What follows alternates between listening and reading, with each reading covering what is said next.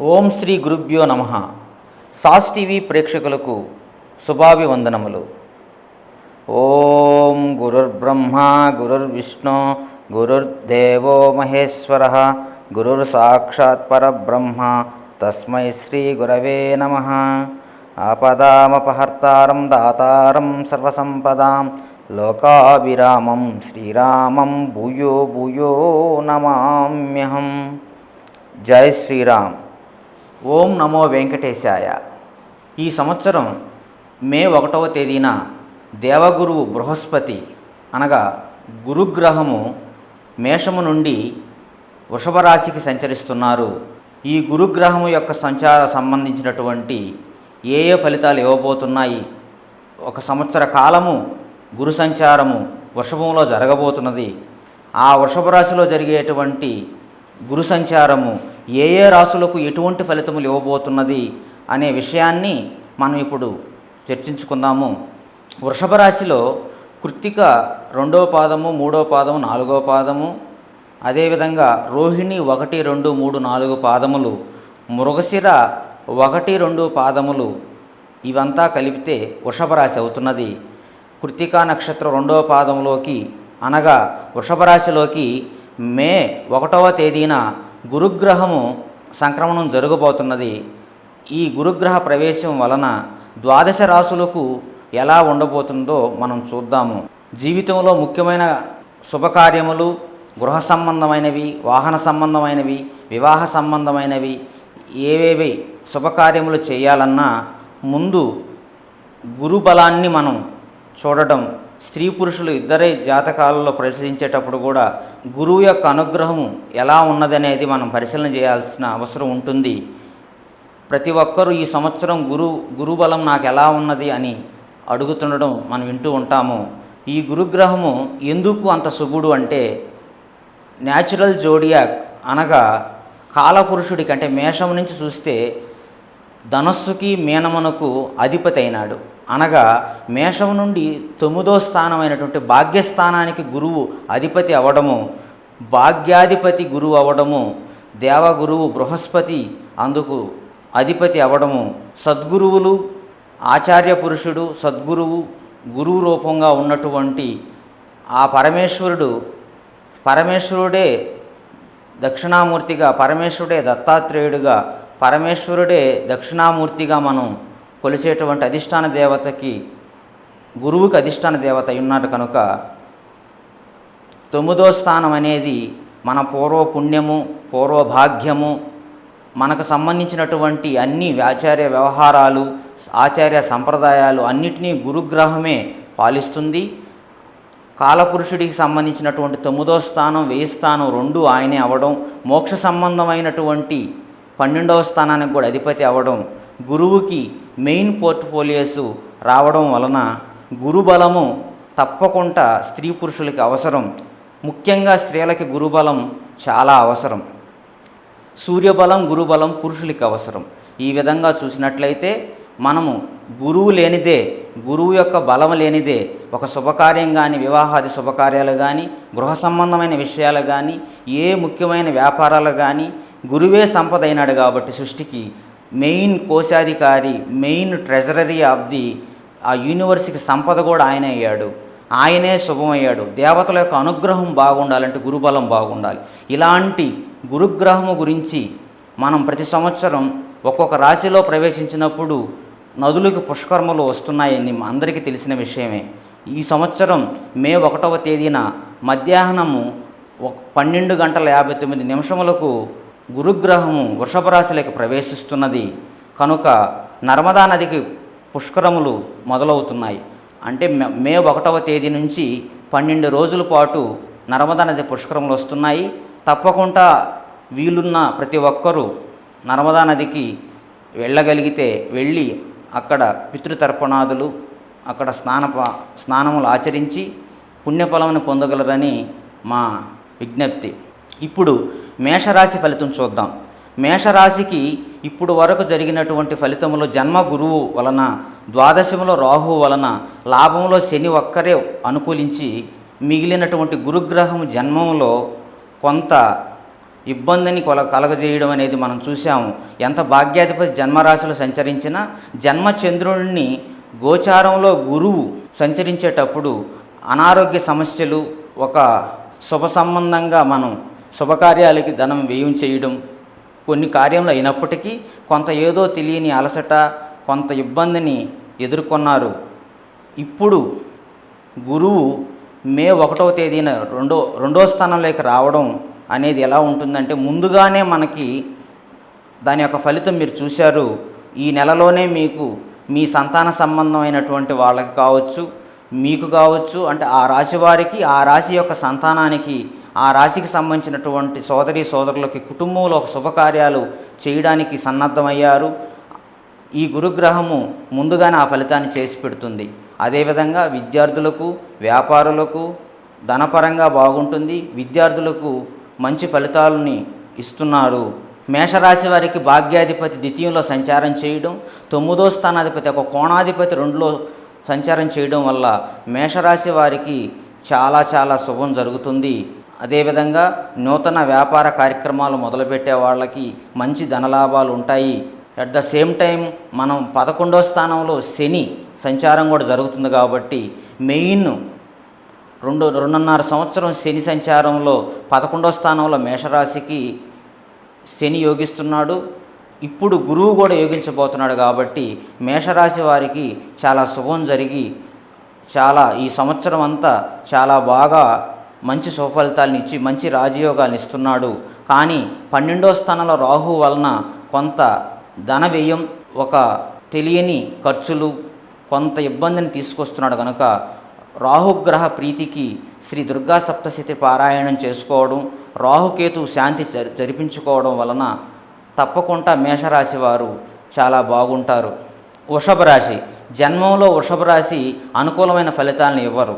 వృషభ రాశి వారికి జన్మ సంబంధించినటువంటి చంద్రుడు అనగా కృత్తికా నక్షత్రం 2, 3, 4 పాదములు, అదేవిధంగా రోహిణి 1, 2, 3, 4 పాదములు, మృగశిర 1, 2 పాదములు, ఈ రాసుల మీద గురువు సంచరించేటప్పుడు శరీరంలో ఒక తెలియని అలసట, అనారోగ్య సమస్యలు తలెత్తుటకు, కొంత ఆర్థికమైనటువంటి ఇబ్బందులు, కొంత మానసిక అశాంతిని జన్మగురువు ఇస్తారు.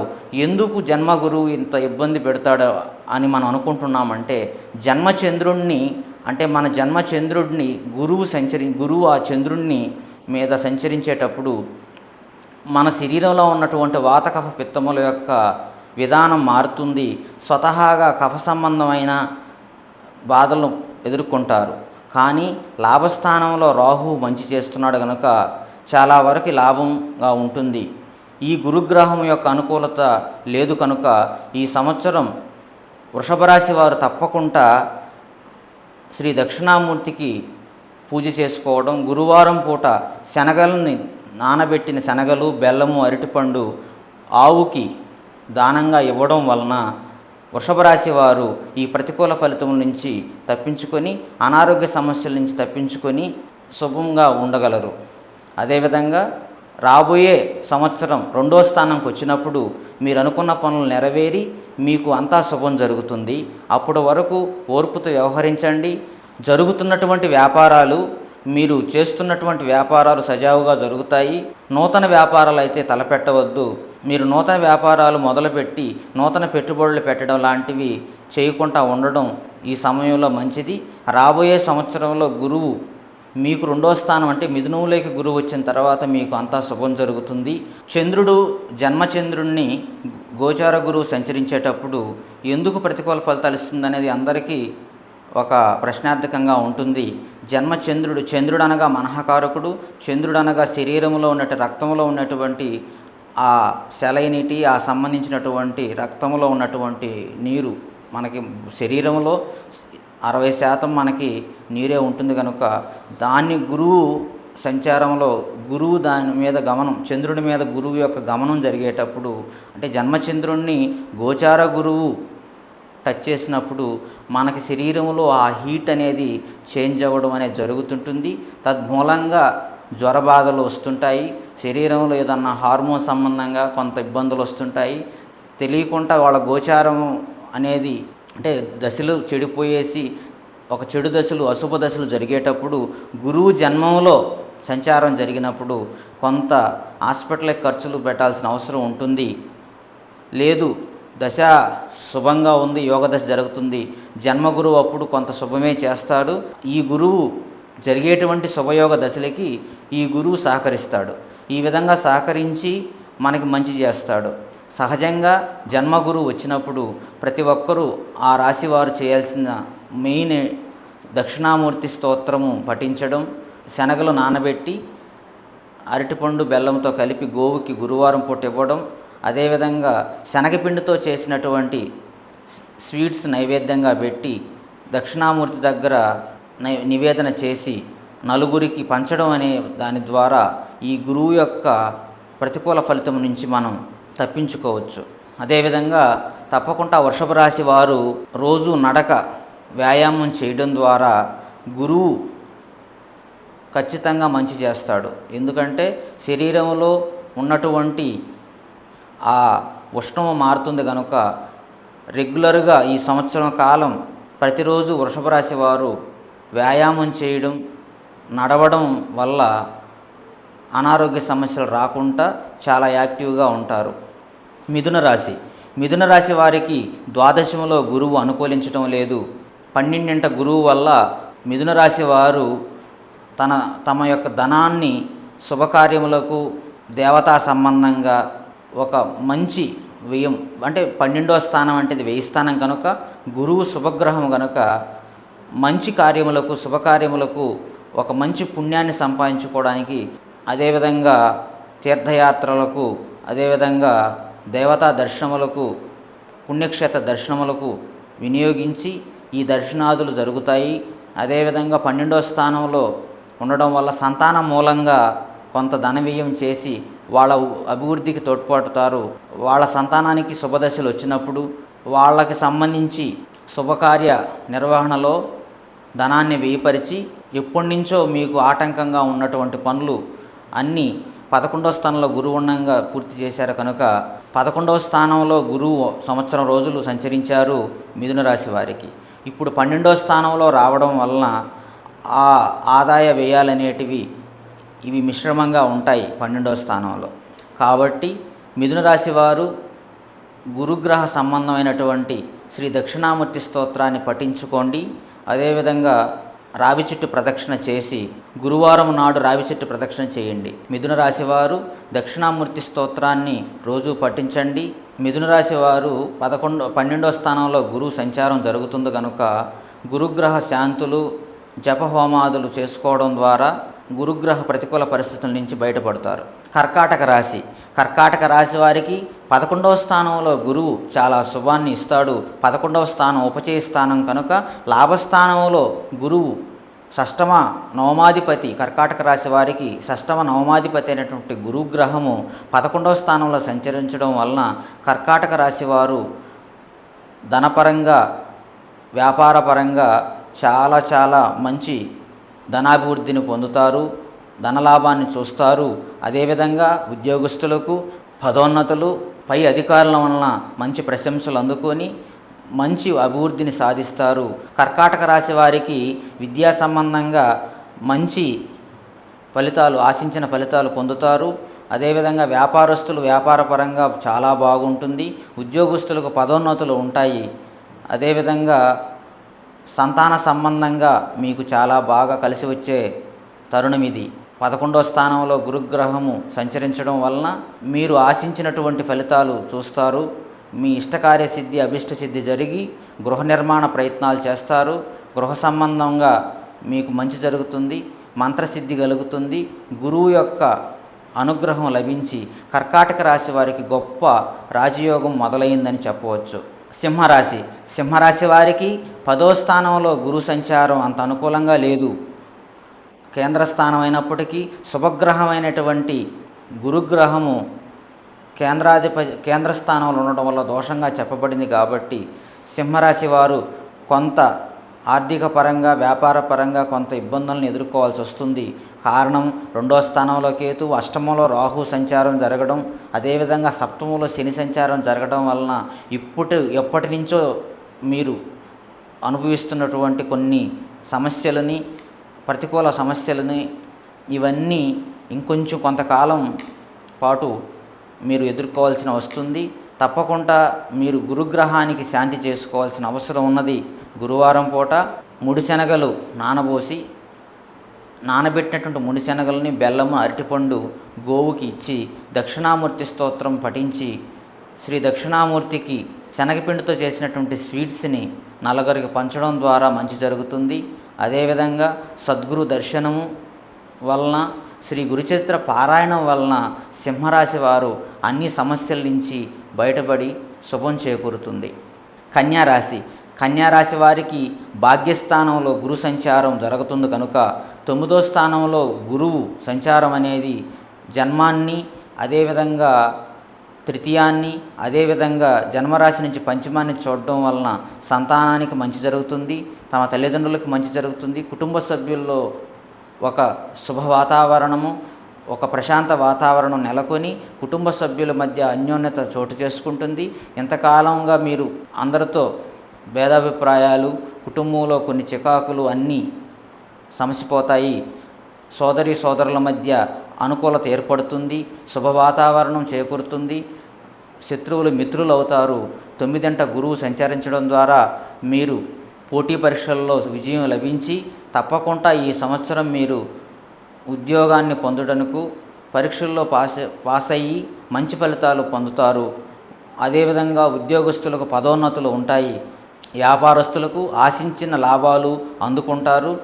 కన్యారాశిలో ఉన్నటువంటి రాజకీయ నాయకులకు తప్పకుండా గెలుపు తథ్యం. కారణం 6వ శని యోగిస్తుంది, 9లో గురువు యోగిస్తున్నారు కనుక కన్యారాశి వారు అన్నింటా శుభం జరుగుతుంది.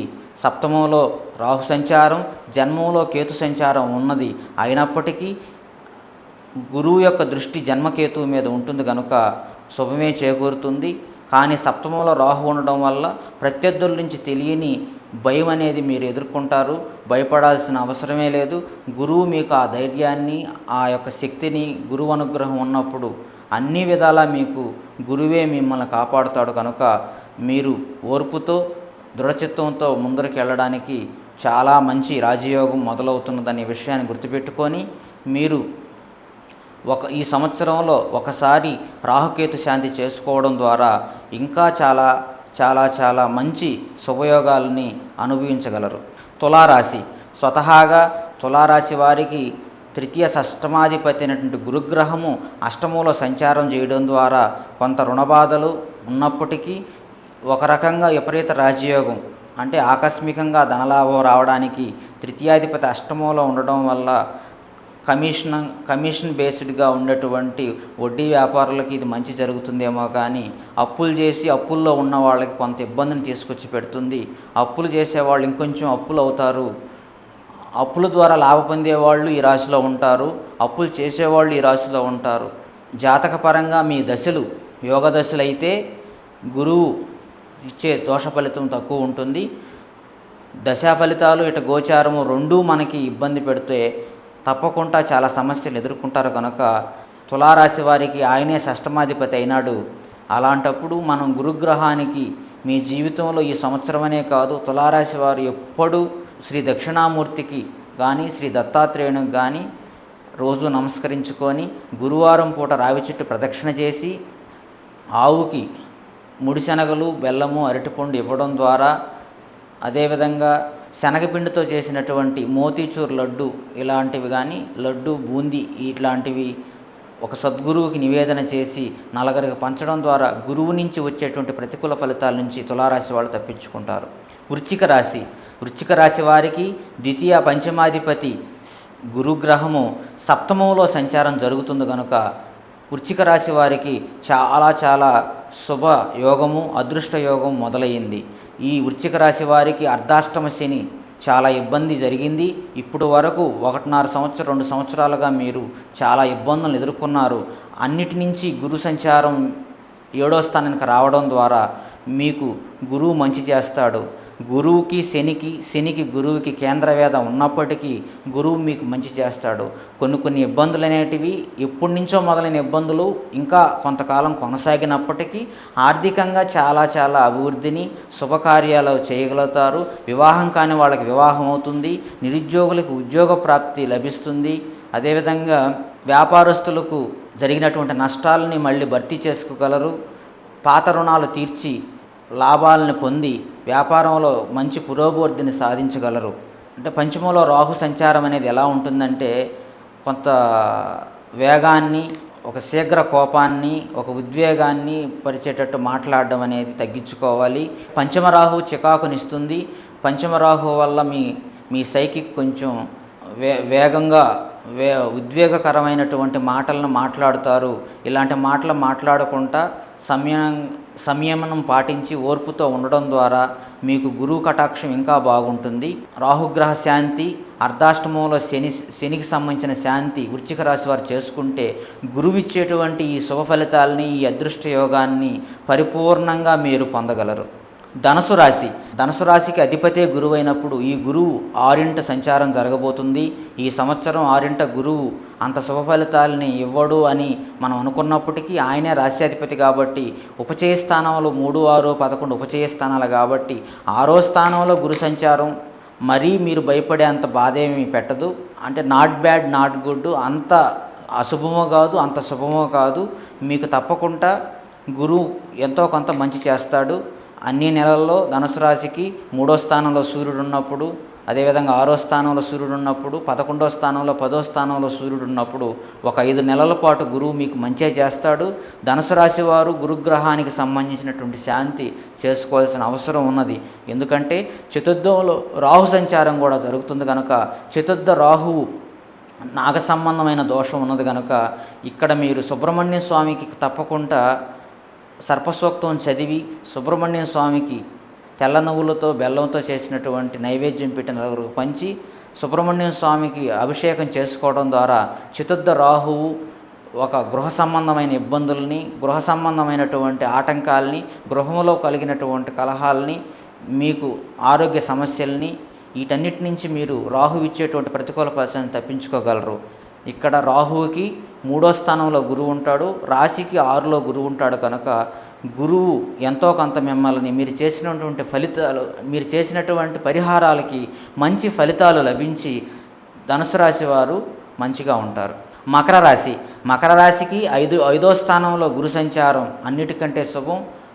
కోణాలైనటువంటి పంచమ నవమాల్లో గురు సంచారం మంచిది కనుక ప్రథమ కోణమైనటువంటి పంచమంలో పూర్వపుణ్యం అంటారు కాబట్టి పంచమంలో గురు సంచారం జరిగితే సంతానం లేని వాళ్ళకి సంతానం ఉంటుంది. సంతానానికి విద్యా సంబంధంగా మంచి ఫలితాలు ఉంటాయి. మీ యొక్క సంతానానికి వివాహాల ప్రయత్నాల్లో ఉంటే వివాహాది శుభకార్యములు పూర్తి చేస్తారు. నూతన గృహాలు, నూతన వాహన యోగాలు అన్నీ ఉన్నాయి. పంచమంలో గురు సంచారంలో మీరు తప్పకుండా ఎప్పటి నుంచో దీర్ఘకాలికంగా మీకున్నటువంటి అభిష్టము కోరికలు సిద్ధిస్తాయి. పంచమంలో ఈ గురువు లగ్నాన్ని చూడడం వల్ల, జన్మరాశిని చూడడం వల్ల, అదేవిధంగా భాగ్యాన్ని చూడడం వల్ల మీ తల్లిదండ్రులకు మంచి జరుగుతుంది. మీకు అన్నింటా విజయం చేకూరుతుంది. ఉద్యోగస్తులకు పదోన్నతులు, అధికారుల నుంచి పై అధికారుల నుంచి ప్రశంసలు పొందుతారు. ప్రమోషన్లు కావచ్చు, మీ యొక్క శాలరీస్లో ఇంక్రిమెంట్ కావచ్చు, అన్ని రంగాల వారికి చాలా శుభంగా ఉంటుంది. ఈ మకర రాశి వారికి మంచి యోగకాలం నడుస్తుంది. 3వ స్థానంలో రాహు యోగిస్తున్నాడు, అదేవిధంగా పంచమంలో గురువు యోగిస్తున్నాడు. కొంత ద్వితీయంలో శని కొంత ఇబ్బందిగా ఉన్నప్పటికీ ఆ శనికి సంబంధించినటువంటి శాంతి పరమేశ్వరుడికి సోమవారం నాడు పాలాభిషేకం చేయండి. ప్రతి బుధవారం విష్ణు సహస్రనామం చదువుకోవడం ద్వారా ఏ సమస్యలు లేకుండా ఈ యొక్క పంచమంలో గురువు యొక్క ఉన్నటువంటి గొప్ప యోగాన్ని మీరు పరిపూర్ణంగా పొందగలరు. కుంభరాశి వారికి 4వ స్థానంలో గురు సంచారం అంత అనుకూలంగా కాదు అని అంటుంటారు కనుక చతుర్థంలో అంటే ద్వితీయ లాభాధిపతి గురువు 4వ స్థానంలో కేంద్రంలో గురువు అంత శుభఫలితాన్ని ఇవ్వకుండా గృహంలో మీ సోదరులతో కావచ్చు, అదేవిధంగా మీకు సంబంధించినటువంటి దాయాదులతో కొంచెం కొట్లాట్లు, కుటుంబంలో కొంత అశాంతి, కలతలు, ఆర్థిక ఇబ్బందులు అన్నీ సూచిస్తున్నాయి. ద్వితీయంలో రాహు, జన్మశని ఈ విధంగా కొంత అశుభంగా ఉన్నది. ఈ సంవత్సరం చాలా ఓర్పుతో మీరు చాలా దృఢచిత్తంతో ఉండాలి. జన్మంలో శనికి సంబంధించి, ద్వితీయంలో రాహు సంబంధించి, చతుర్థంలో గురు సంచారం జరుగుతుంది. ఈ 3 గ్రహాలకి శాంతి జరుపుకోవడం చాలా అవసరం. జన్మ శని జరుగుతుంది కనుక శనిత్రయోదశి నాడు శనికి శాంతి చేసుకోవాలి. సంవత్సరంలో కనీసం 6 నెలలకు ఒకసారి రాహుకేతు శాంతి జరుపుకోవాలి. గురువారం ఆలయ దర్శనం చేసి శివాలయ దర్శనం చేసి శ్రీ దక్షిణామూర్తికి అభిషేకం చేయగలిగితే అభిషేకం చేసి శ్రీ దక్షిణామూర్తికి నైవేద్యంగా ముడిశనగలు నైవేద్యంగా పెట్టి నలుగురికి పంచడం. అదేవిధంగా గోవుకి నానబెట్టినటువంటి ముడిశనగలు, బెల్లం, అరటిపండు పెట్టి గోవుకి ప్రదక్షిణ చేసి పృష్ఠభాగంలో నమస్కరించుకొని మీకు గురువు యొక్క అనుగ్రహం కలిగి ఈ సంవత్సరం బాగుండాలని మీరందరూ కోరుకోండి. వీలైతే పుష్కర నది స్నానం చేయండి, శుభం జరుగుతుంది. మీనరాశి వారికి 3వ స్థానంలో గురువు అంత అనుకూలంగా లేడు. 3వ స్థానంలో గురువు అంటే ఉపచయ స్థానంలో గురువు ఉన్నప్పటికీ మిశ్రమ ఫలితాలను ఇస్తాడు. కొంతకాలం ధనాన్ని ఇచ్చినప్పటికీ ఎక్కువ ఖర్చులు ఉన్నాయి. 3వ స్థానంలో గురువు భాగ్యాన్ని చూస్తాడు. మీ భాగ్యాన్ని చూడడం వల్ల కొంత పిత్రార్జితం మీకు లభిస్తుంది. పిత్రార్జితం ఎంతో కాలంగా మీరు అమ్మాలనుకున్నటువంటి ఆస్తులు అమ్ముకోవడం అనేది చేస్తారు. వాటిని మీరు శుభంగా వినియోగించుకోలేని పరిస్థితి. పాత అప్పుల్ని తీర్చగలుగుతారు, ఊరట లభిస్తుంది. కానీ అది హారతి కర్పూరంలాగా అయిపోయినాయా అన్నంత భ్రమని కలిగజేస్తుంది. కనుక ఆచితూచి మీరు ధన విషయంలో చాలా జాగ్రత్తగా ఉండాలి. జన్మంలో రాహు ఉంది, 1000 స్థానంలో శని సంచారం జరుగుతుంది. ఇలా ఏలినాటి శని మీనరాశి మీద ఎక్కువ పాపగ్రహాల సంచారం జరుగుతున్నది. అది గురువు ఇప్పుడు వరకు అనుకూలించిన గురువే 3వ స్థానానికి వెళ్ళిపోవడం వలన కొంత మీరు తత్తరపాటుకు గురవుతారు. ఏమీ భయపడాల్సిన అవసరం లేదు. మన ఋషులు మనకి ఎన్నో పరిష్కారాలు ఇచ్చారు. మీ యొక్క జాతక చక్రంలో మీ దశలు యోగిస్తే ఖచ్చితంగా మీరు బయటపడతారు. గ్రహ దశలు కూడా అనుకూలంగా లేకపోతే ఈ నవగ్రహ సంబంధించినటువంటి పూజలు చేసుకొని శనికి, రాహువుకి, గురుగ్రహానికి ఖచ్చితంగా మీరు పరిహారాలు చేసుకోవాల్సిన అవసరం ఉన్నది. శనికి శనివారం శనిత్రయోదశి వచ్చినప్పుడు శనికి తైలాభిషేకం చేయండి. జన్మంలో రాహు ఉన్నాడు కనుక 6 నెలలకు ఒకసారి శ్రీకాళహస్తిని దర్శించి రాహుకేతు శాంతి చేసుకోండి. 3వ స్థానంలో గురుగ్రహ సంబంధంగా జరుగుతుంది కనుక మోతీచూర్ లడ్డు, అలా శనగపిండితో చేసినటువంటి బూందీ ఇలాంటివి స్వామికి సమర్పించి మీరు నలుగురికి ప్రసాద వితరణ చేయడం ద్వారా, అదేవిధంగా గోవుకి నానబెట్టినటువంటి ముడిశనగలు, బెల్లం, అరటిపండు ఇవ్వడం ద్వారా, రావి చెట్టు ప్రదక్షిణ చేయడం ద్వారా మీకు శుభం జరుగుతుంది. ప్రతిరోజు శ్రీ గురుచరిత్ర పారాయణం చేయండి, శ్రీ దక్షిణామూర్తి స్తోత్రం పఠించండి. మీనరాశి వారికి శుభం జరుగుతుంది. ఇప్పుడు వరకు మనం చెప్పుకున్నటువంటి 12 రాసుల విషయంలో మనం చాలా యోగిస్తున్నటువంటి రాసులు వచ్చేసి మేషరాశి, అదేవిధంగా వృశ్చిక రాశి, కర్కాటక రాశి, కన్యా రాశి, మకర రాశి. ఈ 5 రాశుల వారికి గొప్ప రాజయోగం ఉన్నది అని అంటే మీరు తప్పకుండా దీన్ని ఎక్కువగా ఉంటుందా, చాలా ఎక్కువగా ఊహించడం కాదు. మీ యొక్క గ్రహచారం, మీ యొక్క జన్మ జాతకంలో మీ గోచారాన్ని అంటే మీ జాతకంలో గురువు గ్రహంకి ఈ గోచార గురువు కోణాల్లో ఉన్నారా, ఈ గోచార గురువు మీ జన్మ గురువుకి పంచమ నోమలో ఉన్నాడా అని చూసినట్లయితే ఇప్పుడు చెప్పినటువన్నీ మీకు 100% ఫలితాలను ఇస్తుంది. అదేవిధంగా దశా ఫలితాలు చూడాలి. జాతకంలో గురుగోచారానికి ఒక విశేషమైనటువంటి ఫలితాలు చెప్పడంలో గురుగోచారాన్ని ఆధారం చేసుకొని జ్యోతిష్కులు చెప్తున్నారు. అదేవిధంగా గురువు యొక్క విధానం ఎలా ఉంటుందంటే గొప్ప శుభగ్రహం కనుక, ఉన్న గ్రహాలలో గొప్ప శుభగ్రహం కనుక మీ జాతక చక్రంలో గురుగ్రహానికి ఏ భావాల్లో గురువు ఉన్నాడో ఆ గురువుకి ఈ గోచార గురువు యొక్క కోణాలు కానీ ఏర్పడితే, కోణస్థితి ఏర్పడితే ఖచ్చితంగా ఆయా భావాలకు శుభం చేకూరుతుంది. అదేవిధంగా పాపగ్రహాలు కానీ, పాపగ్రహ దశలు కానీ, అశుభ దశలు జరిగితే ఈ గురుగోచారం వల్ల కొంత మీరు సేవ్ చేయబడతారు. కనుక తప్పకుండా మీ జాతక చక్రాన్ని పరిశీలన చేసుకొని సంవత్సరానికి ఒకసారైనా సంవత్సరానికి ఈ సంవత్సరం ఎలా ఉండబోతుంది అనేది చూసుకోవాలి. కొత్తగా వ్యాపారాలు పెట్టేవాళ్ళు కావచ్చు, ఉద్యోగస్తులు కావచ్చు, ఆరోగ్య సమస్యలు ఉన్నవాళ్ళు కావచ్చు, వివాహ సమస్యలు ఉన్నా కావచ్చు, తప్పకుండా జాతకాన్ని పరిశీలన చేసుకొని తత్మూలంగా పరిహారాలు చేసుకోవాల్సిన అవసరం ఉన్నది. శుభం భూయాత్.